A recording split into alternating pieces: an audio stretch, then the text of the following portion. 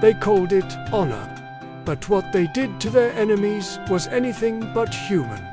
This is the Viking blood eagle, the most horrifying execution ever recorded. Picture the late 9th century. The North Sea is a highway of terror and conquest. From the icy fjords of Scandinavia, long ships carved with dragon heads slice through the waves, carrying warriors who fear no death.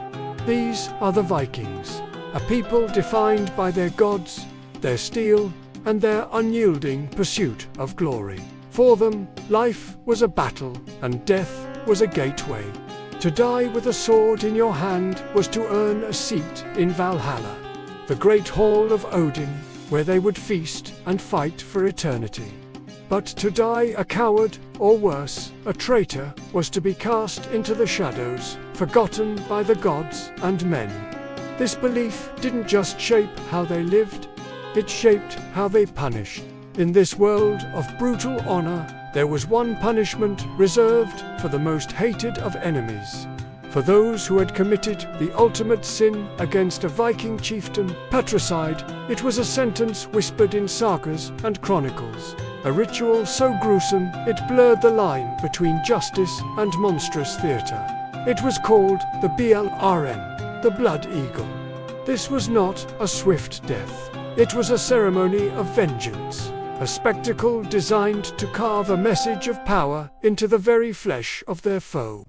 It was reserved for kings and chieftains who had betrayed or murdered a Viking lord, ensuring their end would be as infamous as their crime. Imagine a captive, stripped bare and forced to his knees before a hushed, vengeful crowd. The air is thick with the smell of salt, pine, and nervous sweat. There are no cheers, only a chilling, expectant silence. The ritual begins, not with a blade to the throat, but to the back.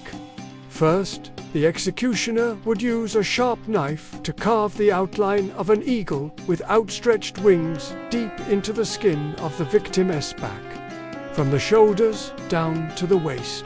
The initial shock of the cold steel would be followed by a searing pain that was only the prelude to the true horror. This was a slow, deliberate process, each slice a testament to the crime committed.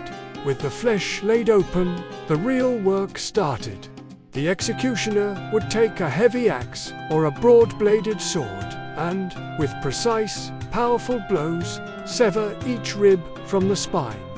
You would hear the sickening crack of bone, one after another, as the ribcage was broken and pried open from the inside. The crowd would watch, unblinking, as the executioner reached into the cavity. The victim, still alive, would feel hands inside his own body, pulling and tearing. The ribs would be bent outwards, twisted to form a pair of grotesque, bloody wings that jutted from the man's back. The sound would be of wet tearing and the ragged, desperate gasps of the victim. But the final act was the most monstrous.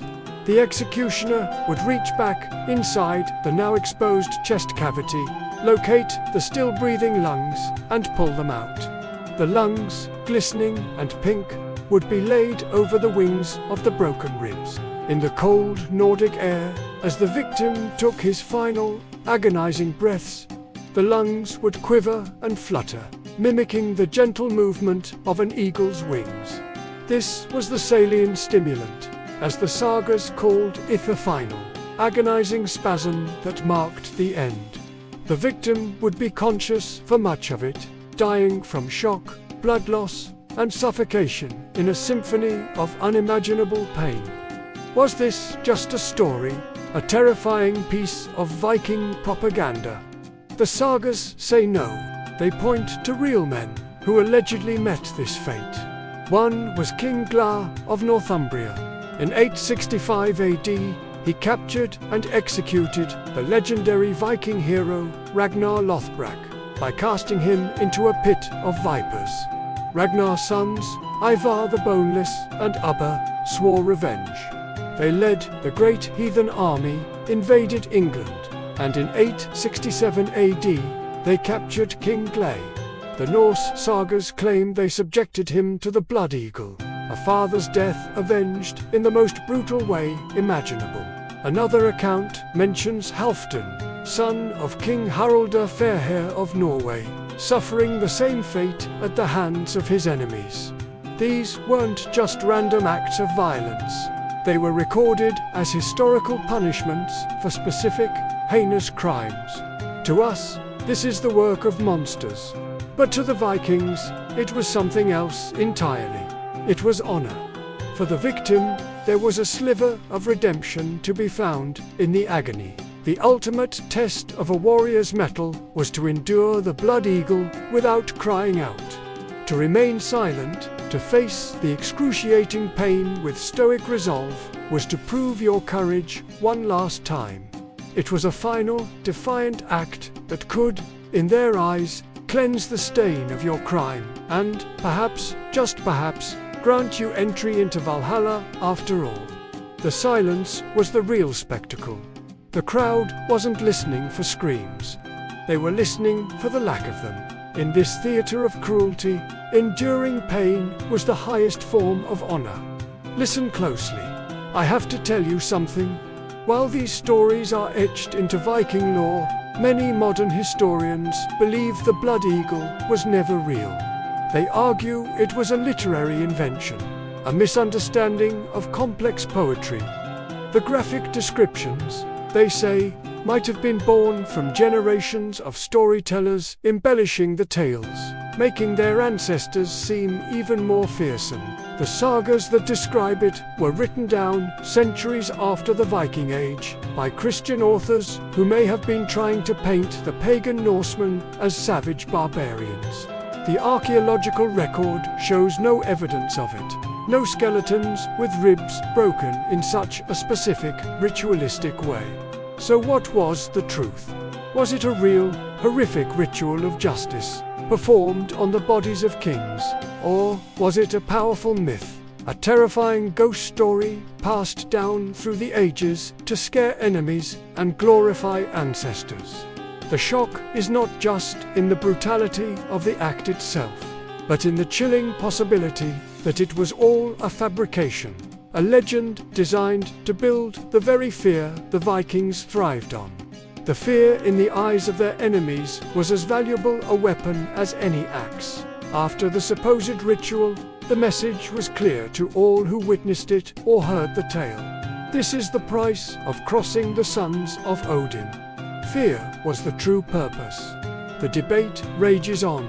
Recorded in academic journals and historical texts, the Norse sagas, like the *Orkneyinga saga and the *Heimskringla*, stand as our primary, yet flawed, evidence.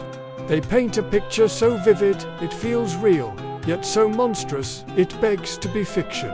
We are left caught between the warrior poets who wrote of bloody wings and the modern scholars who see only metaphor and propaganda. The blood eagle remains a dark stain on the history of the Northmen, a symbol of their terrifying reputation.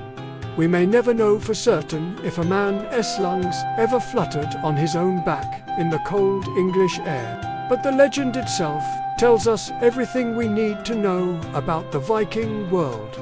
A world where honor was forged in pain and fear was the ultimate currency. But the Vikings had other rituals, ones not for their enemies, but for themselves. What happened when one of their own died, not in battle, but in bed? And what did they do to the woman who chose to follow him into the afterlife? That is a story for next time.